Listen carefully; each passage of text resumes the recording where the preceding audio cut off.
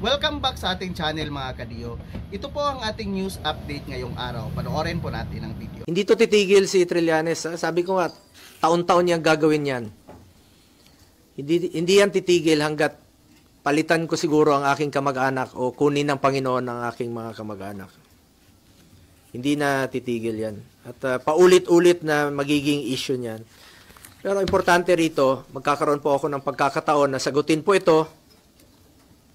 Dahil ako mismo, hindi po ako papayag na magninegosyo po ang aking pamilya sa gobyerno. At hindi po ako magbibigay ng pabor sa kanila.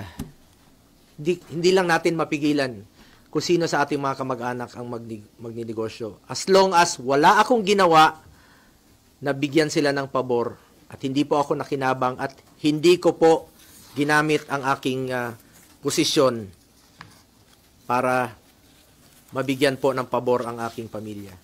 Ginamit ko lang po ang aking posisyon sa pagsiservisyo, pagmamalasakit at pagtulong po sa ating mga kababayang Pilipino.